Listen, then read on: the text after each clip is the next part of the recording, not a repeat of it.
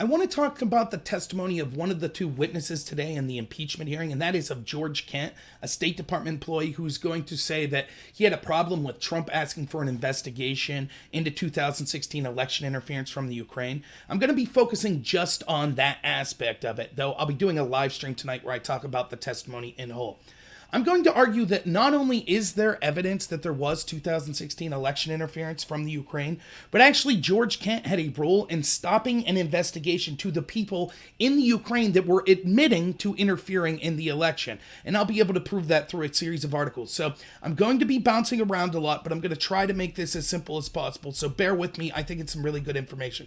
First, I want to start with exactly what George Kent said today when talking about 2016 interference from the Ukrainians. Now, are you aware that this is all part of a larger allegation that Ukraine interfered in the 2016 election? Yes, that is my understanding. And to your knowledge, is there any factual basis to support the allegation that Ukraine interfered in the 2016 election? To my knowledge, there is no factual basis, no. And in fact, who did interfere in the 2016 election? I think it's amply clear that Russian interference was at the heart of the interference in the 2016 election cycle. Okay, so you can see him saying there was no Ukrainian election interference. He didn't see any evidence of that. And then he talks about Russia. The story of Russia is irrelevant. We've already had a 3-year investigation into that. The Democrats have told us for 3 years that foreign election interference is the biggest deal in the world. We could leave no stone unturned in being able to investigate it. So for this person who's in the State Department to claim, who's supposedly an expert on the Ukraine, to claim, I haven't heard of any election interference from the Ukraine, is absurd.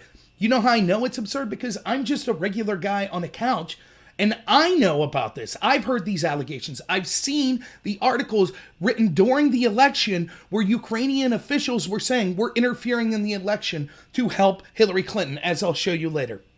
So now I want to go to an article by John Solomon. Now, Solomon's been fantastic. He's been breaking these stories. But one of the things people do is instead of talking about what the allegations are Solomon is discussing, they just smear him and say, oh, he's a terrible person and he doesn't have any evidence. So I'm going to be doing a lot of going through his article here and then showing the actual sources that he's using to back up his article. Now, I recommend you read the whole article of his, but I'm just going to be focusing on the parts about George Kent. And I'll be putting the evidence behind that. So I'll link all of these documents, by the way. Now, let's start here. This is Solomon. And I'm quoting. I learned that Ukrainian officials, particularly the country's prosecutors, viewed Yovanovitch as the embodiment of an activist U.S.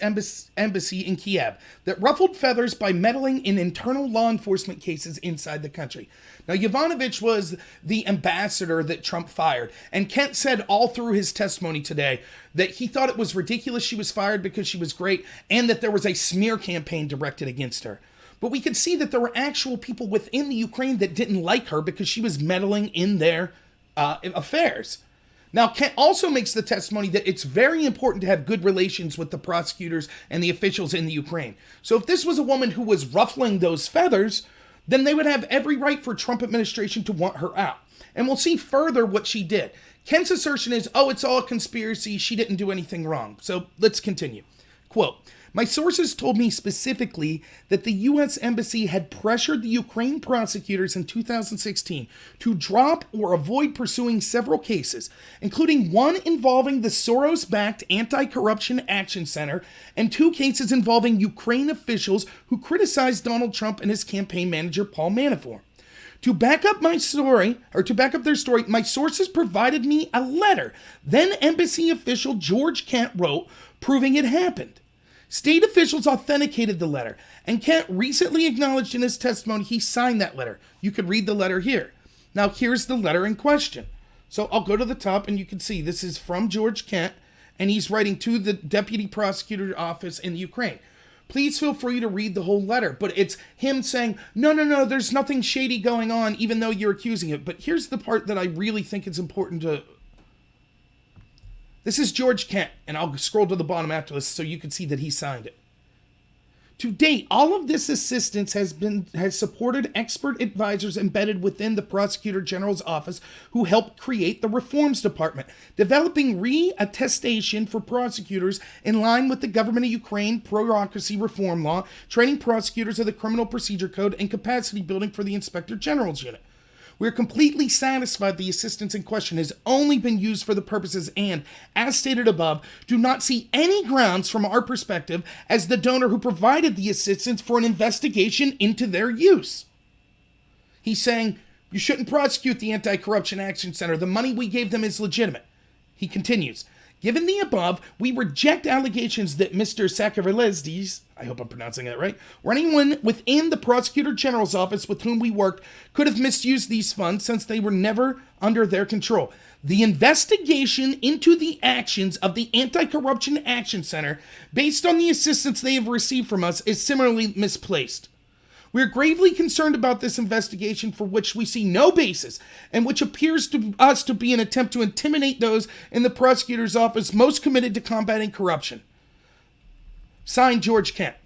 So that's Kent admitting that yes, that there were people trying, including at State Department, like Yovanovitch, that were pressuring prosecutors in the Ukraine that were looking at groups like the Anti-Corruption Action Center. George Kent signed that letter. So when Kent says Yovanovitch wasn't pressuring anyone, that's a lie, and I'll get specifically to his testimony. Let's go on with the Solomon article. With the help of a Ukrainian-American intermediary and Ukraine General Prosecutor's Office, I then secured an interview in mid-March of 2016 with Ukraine's then top prosecutor, Leschenko. In the interview that was videotaped and released for the world to see, Leschenko alleged that in his first meeting in 2006 with Yovanovitch, the U.S. ambassador conveyed the names of several Ukrainians she did not want to see investigated and prosecuted. He called it colloquially a do not prosecutor list. The State Department, which George Kent's part of, denied such a list, calling it fantasy. And I quoted that fair comment in my original story. But before I published, I held the Leschenko interview for a few days to do more reporting. State arranged for me to talk to a senior official about the Leschenko embassy relationship. I provided the names that Leschenko claimed had been cited by the embassy. Now again, let me stop right here. Why is this important?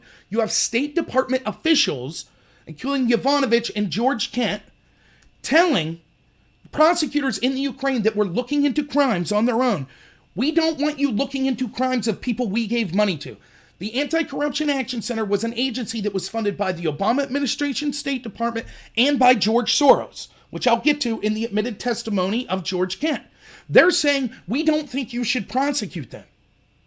Now, Solomon reported this. Leschenko, a prosecutor, said that he was personally told by Yovanovitch at the State Department, here's people you can't prosecute. But everyone just ignored it and said that Solomon was lying. We now have the letter from George Kent where he's literally saying, we have a problem with you prosecuting the Anti-Corruption Action Center. This is a Soros-funded organization.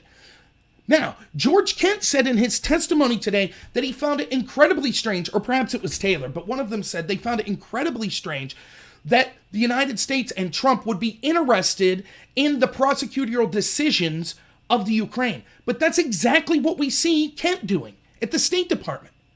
So in other words, what they're upset about is they run the show. They think they're the people that control policy. They get to tell other countries, here's who you can and can't investigate, and you can't investigate people connected to Soros or Obama.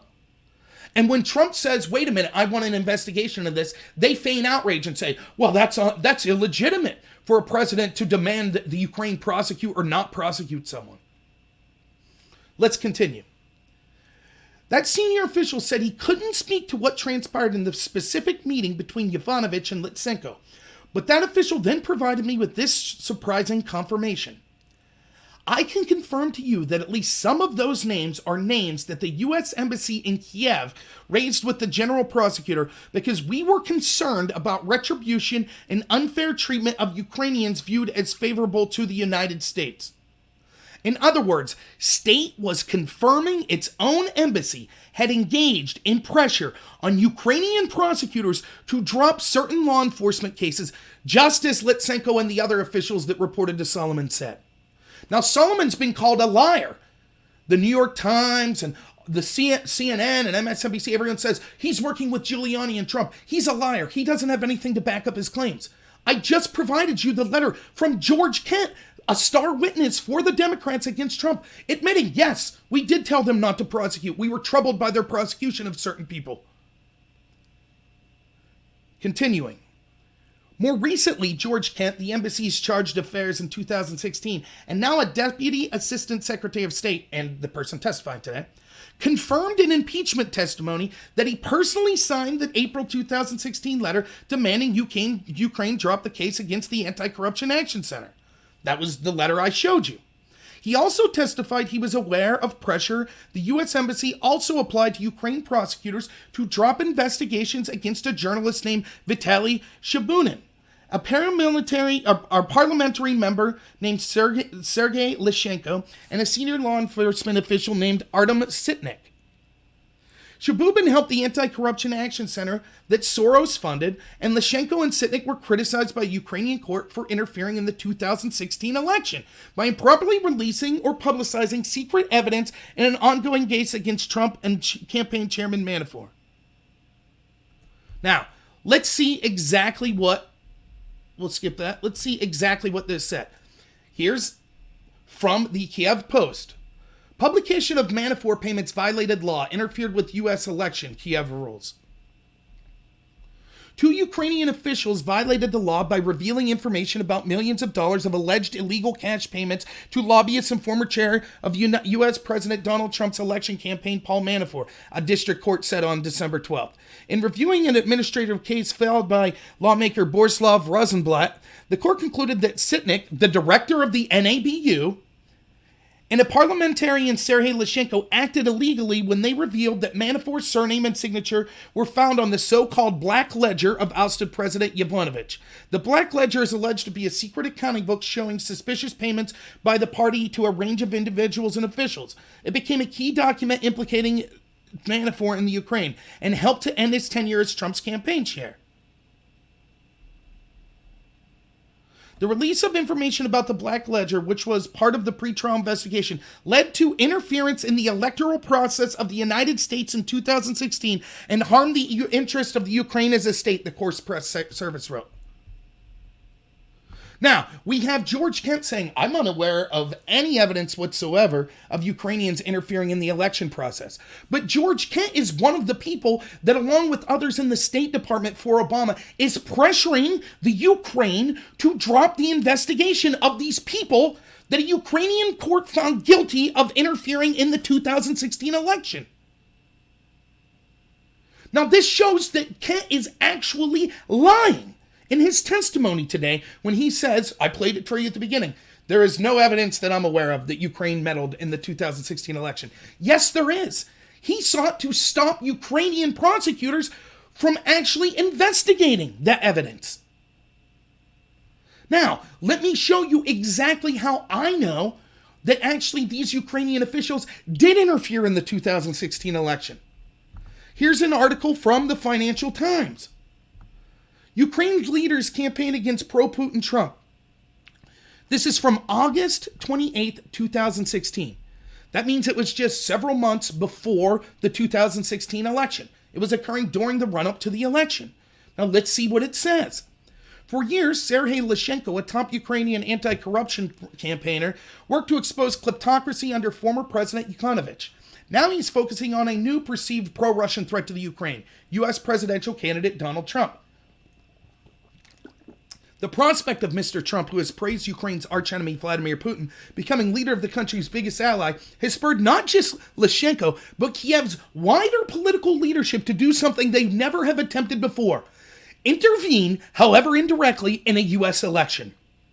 Mr. Leschenko and Ukraine's Anti-Corruption Bureau published a secret ledger this month that authorities claim show millions of dollars of off-the-book cash payments to Paul Manafort, Mr. Trump's campaign manager. Manafort, who vigorously denies the wrongdoing, resigned from his campaign. But Leschenko and other political actors in Kiev say they will continue their efforts to prevent a candidate who recently suggested Russia might help Crimea, which was annexed 2 years ago, from reaching the summit of American political power. Here's a quote from Leschenko. A Trump presidency would change the pro-Ukrainian agenda in American foreign policy, Mr. Leschenko said. For me, it was important to show not only the corruption aspect, but that he is a pro-Russian candidate who could break the geopolitical balance. If Republican candidates lose in November, some observers suggest Kiev's actions may have played a small role. Ukraine's anti-corruption activists have probably saved the Western world, Shekovsivs, a Western-based academic, said. Let's go down to the bottom here.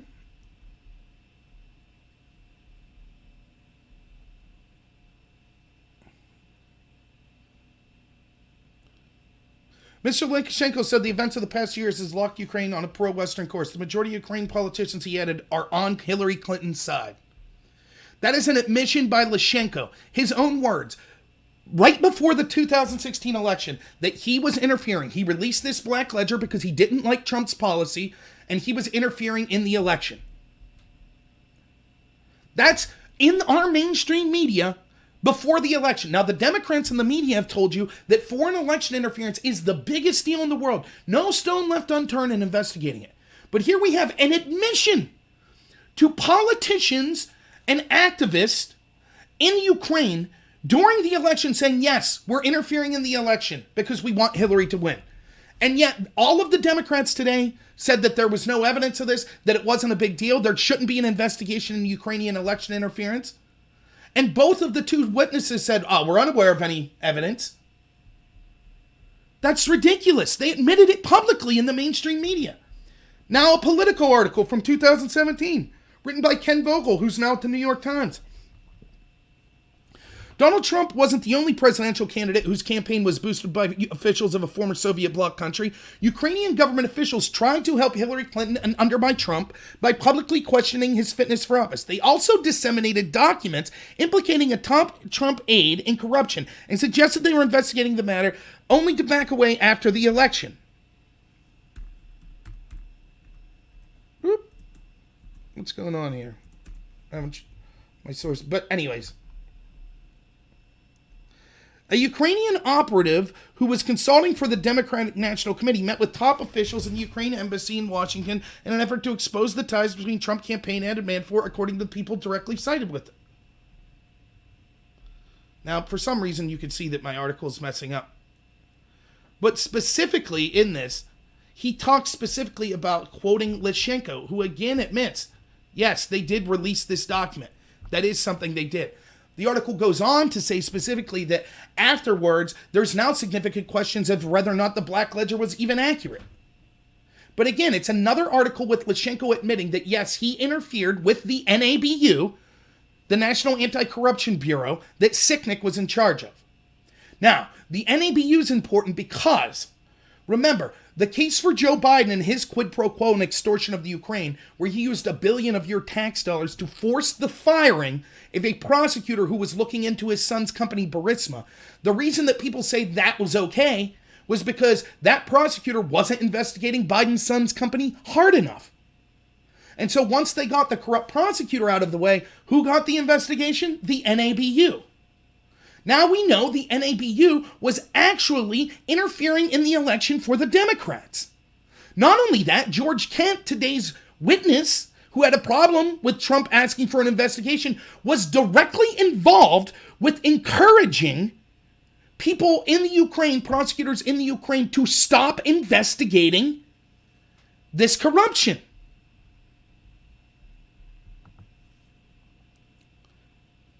He also testified he was, this is quoting again from the article, he testified he was aware of pressure the U.S. Embassy also applied to Ukraine prosecutors to drop investigations against a journalist named Shabunin, a parliamentarian member named Leschenko, and a senior law enforcement official named Sytnyk. Shabunin helped for the anti-corruption center that Soros funded, and Leschenko and Sytnyk were criticized by Ukrainian court for improperly interfering in the election. It's worth letting Kent's testimony speak for itself. As a matter of the conversation that U.S. officials had with Ukrainian officials and sharing our concern about the direction of government and the approach, harassment of civil society activists, including Mr. Schuman, was one of the issues we raised, Kent testified. So, who's Shabunin? He works for the Anti-Corruption Action Center that Obama was giving money to and George Soros was giving money to. He was under investigation for improperly getting foreign money and things of that nature. And Kent is admitting, yes, we pressured Ukrainian prosecutors to stop investigating this man and the Anti-Corruption Action Center. Now, Kent testified, as I said before, that it would be strange for U.S. diplomats or U.S. politicians to be meddling in the affairs of prosecutorial decisions in the Ukraine. Yet that's exactly what we see Kent was doing. As for Sytnyk, the head of the NABU anti-corruption police, Kent added, we warned both Leschenko, who's one of the prosecutors, and others that efforts to destroy the NABU as an organization, including opening up investigations of Sytnyk, threatened to unravel a key component of our anti-corruption cooperation. Do you see what he's saying? The Ukrainian court is saying Sytnyk, the leader of their anti-corruption bureau, illegally interfered in the 2016 election. George Kent saying State Department under Obama told the Ukrainians, you can't investigate him because if you do, it will hurt our anti-corruption efforts in cooperation with you. Now, doesn't that sound exactly like what they're accusing Trump of? You need to bury an investigation into bury an investigation into the head of an agency that interfered to help Democrats. You're not allowed to investigate 2016 election interference, or it will affect our cooperation with you. That is damning. Now, he says leave Kent's testimony speak for itself. I'm going to read you from Kent's previous closed-door testimony. This is the official transcript from it. Now, there's some stuff that's redacted and there's blank pages, but we'll go through what he says. This is Castor, the counsel for the Republicans, asking the question. He says, question, at any point in time were the names of officials, whether it was for any reason shared with the prosecutor's office in connection with the do not prosecute? Kent says, well, again, we don't go out and say do not prosecute. The types of conversation that we have that might be construed are different. Question, you mentioned the name Sytnyk earlier. Answer, Artem Sytnyk, who is still in the first head of the so-called NABU, the National Anti-Corruption Bureau of Ukraine. Question, and was he ever in the crosshairs of Leschenko? Answer, remember, Leschenko's the prosecutor of the Ukraine. Answer, he was. Question, was he being investigated? Answer, to the best of my knowledge, yes. There were open prosecutor general investigations on Mr. Sytnyk. Question, do you know if anyone at the embassy ever asked Leschenko not to investigate Sytnyk? Answer, what I would say, I would characterize the interaction as different because what we learned, both Leschenko and others, the efforts to destroy the NABU as an organization, including opening up investigations of Sytnyk, threatened to unravel a key component of our anti-corruption cooperation, which started at the request of President Poroshenko. That's him saying, we said, if you investigate this guy meddling in the U.S. elections, that'll affect our cooperation with you, Ukraine. That's a quid pro quo. They told a prosecutor in the Ukraine, you can't investigate the actual head anti-corruption agency in your country interfering to help Hillary in the 2016 election. Question. I mean, could reasonable people interpret that as a request not to investigate Sytnyk? Answer. I'm sure that Mr. Leschenko has claimed that, but he also claimed there was a list, and there was no list, and he made a lot of other claims. And so I said, this is an issue of believability about someone who routinely lies. But he's admitted that they pressured him. He admits it. He admitted in that letter I showed you before that he pressured them to stop investigating the Soros-Obama-connected Anti-Corruption Action Center. He said it was the investigation's troubling. If you continue with this investigation, it might affect our cooperation. That's what he said. That's the same crap they're trying to accuse Trump of. Question. You're familiar with the name Shabunian? Vitaly Shabunian, perhaps? He answers. Question. Yeah. And could you identify him for us? Answer. He's one of the leaders of the NGO known as the ANTI-C, the Anti-Corruption Center in Ukraine. Question. What's the NAC's role? Answer. It's an advocacy group designed to both publicly bring attention to issues related to corruption, to advocate for better laws and better prosecutions, and on occasion it has also participated in some of the capacity building activities that were funded by the U.S. Question, who funds it? Answer, it's an organization has funding that, to the best of my knowledge, includes primarily funds from the European Union and the U.S. government. It has also received grants from the International Renaissance Foundation, which is the Ukrainian name and arm of the Open Society Institute. Question, who runs the Open Society Institute? Answer, the Open Society Institute was initiated 20-odd years ago by George Soros. Question, can you remember, do you know if the name Vitaly, I apologize for these pronunciations, that's okay. I'm not familiar with how to do this properly and I apologize, I mean no disrespect. Question, Shibunian, do you know if he was ever the subject of a prosecution in Ukraine by Leschenko? Answer, I do not. To the best of my knowledge, he was subject to harassment. There was an incident where someone threw what's known as bright green iodized-based disinfectant and they threw it in his face. It could damage the eyes. So he was outspoken. He certainly was a target of harassment, but I don't know whether there was an active criminal investigation by the Prosecutor General's office. Question, was he ever brought up on charges of hooliganism or something to that effect? Answer, I believe when the person was picketing his house and throwing this green material on him and claiming to be a journalist even though he wasn't, provoked him, and Shibunian pushed him near his house. Yes, he was then, I think there was a charge of hooliganism. Question, do you know if anyone ever tried to communicate with Leschenko's office that this was not a worthwhile charge to pursue? Answer, I think you know, if we're going back, I don't specifically know about that particular incident or charge, but as a matter of conversation that the U.S. officials had with Ukrainian officials and sharing our concern about the direction of governance and the approach, harassment of civil society activists, including Mr. Shibunian, was one of the issues we raised. Yes.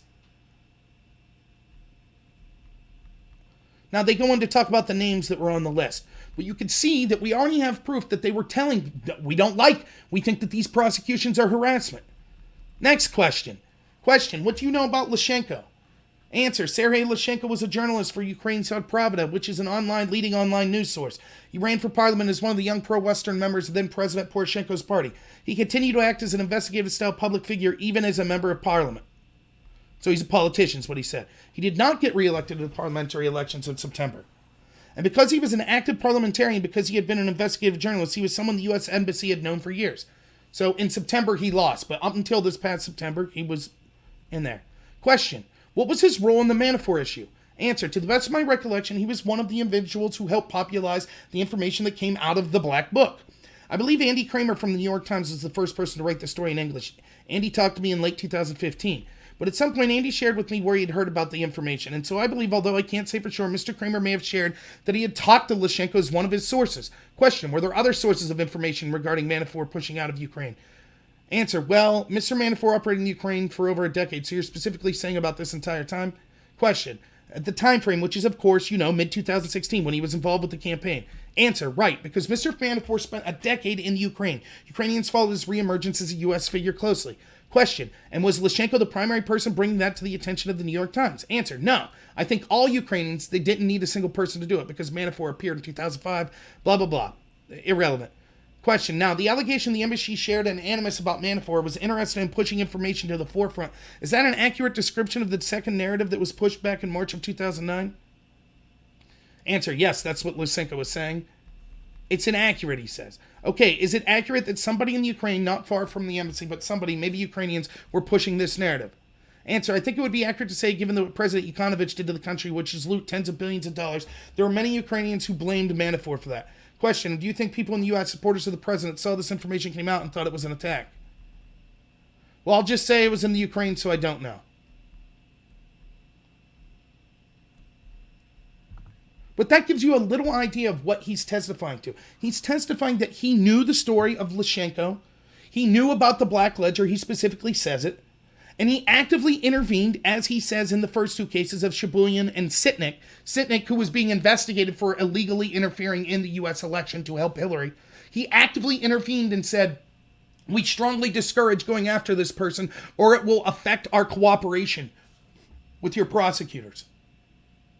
So for him to then say today, I was unaware of any allegations of 2016 election interference. He knew that this person was being investigated for that by a Ukrainian court. He just says, oh no, we just think it wasn't true. But I read you the evidence from Leschenko admitting they were interfering. Now this was public knowledge in our mainstream media. So of course Kent has an incentive to say, oh no, I wasn't aware of interference. Because he's actively pressuring prosecutors in Ukraine to not investigate those people because they have connections to the Democratic Party.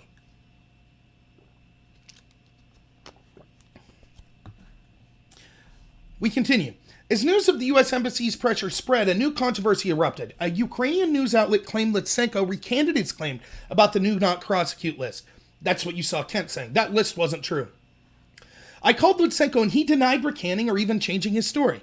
He gave me this detailed explanation, but American officials and the news media, eager to discredit my reporting, piled on, many quoting the Ukrainian outlet without ever contacting Leschenko to see if it was true.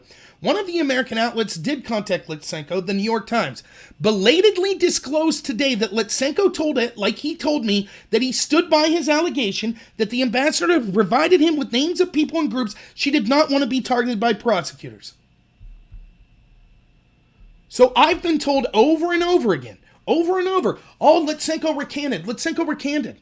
We have proof that Kent is himself saying, yes, people at State Department did in fact tell prosecutors such as Leschenko, it would be really bad for you to prosecute Sytnyk, this guy, and investigate him for meddling in the 2016 U.S. election, because we'll end it'll affect our cooperation with you.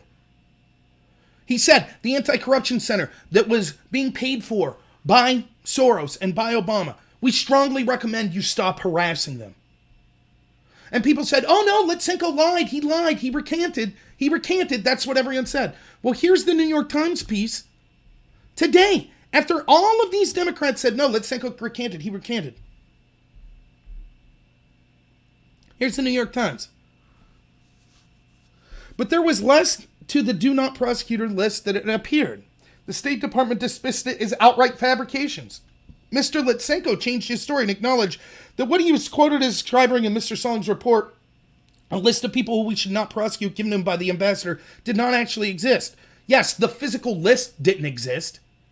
Like if I say you gave me a list of names of people that are awesome, that yes, there isn't an actual paper with the list of names. It's just you said, Rob's awesome, Bill's awesome, Tom's awesome. This is how the New York Times ends this. In an interview with the New York Times last month, Mr. Leschenko blamed the confusion on the interpreter who handled his interview with The Hill. But he insisted that the ambassador, Yovanovitch, had in fact asked him not to target certain politicians and activists who worked with the embassy on its anti-corruption efforts. Exactly what George Kent backs up in his letter. Exactly what he says in his testimony. Now, I've been told over and over by people since I've been reporting this. When I first brought up, Leschenko said that people at State Department like Yovanovitch were telling him he couldn't investigate people connected to Obama, connected to the State Department. That's a lie. He recanted, they said. Over and over they said that. The New York Times admits, no, he never recanted. He's saying, yes, they specifically told me I can't go after people connected to the Obama State Department. George Kent backs that up in his testimony. Do you see how corrupt this is? So one of the people responsible for telling Ukrainian prosecutors they can't look at people connected to Obama's State Department for crimes or connected to George Soros for crimes. In fact, to the point where they're saying you can't even investigate people for interfering in the 2016 election to help Hillary. Of course, George Kent's then going to testify, oh, I think Trump looking into this is a terrible thing. I think that's horrible. Why should he, who's a key player in this, he has every incentive to say Trump shouldn't investigate. Why should his word mean anything? Especially when he's saying, I know that it would be illegitimate for a president to want to interfere in prosecutorial decisions in the Ukraine, when that's exactly he was doing for the Obama administration. American officials it is neither a conspiracy theory nor a debunked or retracted story. U.S. Embassy officials did apply pressure to try to stop Ukrainian prosecutors from pursuing certain cases. The U.S. diplomats saw no problem in their actions, believing that it served the American interest in combating Ukrainian corruption. The Ukrainians viewed it far differently, as an improper intervention in the internal affairs of the country that was forbidden by the Geneva Convention. The controversy is neither contrived, trivial, and it predated any reported eye conducting, and it remains an issue that needs to be resolved if the Ukraine and U.S. are to have a more fruitful alliance moving forward. Now let me finish by saying this. Both Kent and Taylor kept saying today, oh, our cooperation with Ukraine is crucial. Having good relations with Ukraine is crucial, and it would damage those relations if the Ukraine felt pressured. They're admitting, under the Obama State Department, they pressured the Ukrainian administration to drop cases. This is what Solomon's been reporting all along, and places like the New York Times and other Democrats and other media outlets have said that Solomon's a liar. It is now backed up. I showed you the documents. So we know that Yovanovitch was fired for a legitimate reason. We know that Ukrainian prosecutors had a significant problem and thought that it was against the Geneva Convention. Didn't like being told by the U.S. State Department, hey, you can't prosecute those people. Would you like that? Would the United States like that? If foreign countries came in and said, no, you're not allowed to prosecute people connected to us. That's corruption, is what it is. And then the same person that's partially involved in this corruption, George Kent, is saying, one, another person that was involved, Yovanovitch, should have never been fired. And second, yeah, it was okay for him to want that. It was all in the name of fighting corruption, that they weren't allowed to investigate anyone that was getting money from Obama's State Department, or they weren't allowed to investigate anyone that interfered in the 2016 election to help Hillary. But he hasn't seen any evidence that there was an effort to interfere. I read you the actual quotes from Leschenko saying he worked with the NABU, who it was Sytnyk he worked with. I read you the quote saying George Kent said, you can't prosecute Sytnyk in the NABU because it would destroy our cooperation. This is damning. It shows that not only is Kent wrong that there was no Ukrainian election interference, he's lying when he says he hasn't seen evidence of it because he was partially responsible for trying to stop an investigation into that evidence. And that is exactly what George Kent's doing today. He does not want Trump to investigate the election interference because one of the things he'll find is the Obama State Department told Ukrainian officials, you can't investigate 2016 election interference that helped Hillary Clinton. Hey, if you like this video, please like and subscribe. I'll be putting out new material as the week goes on. I'm going to be doing a live stream at 11 p.m. today where I talk about this and other things that occurred in the testimony today and about how shady this sham of an impeachment is. So please recommend me to some other people. I'd really appreciate it, and have a good one.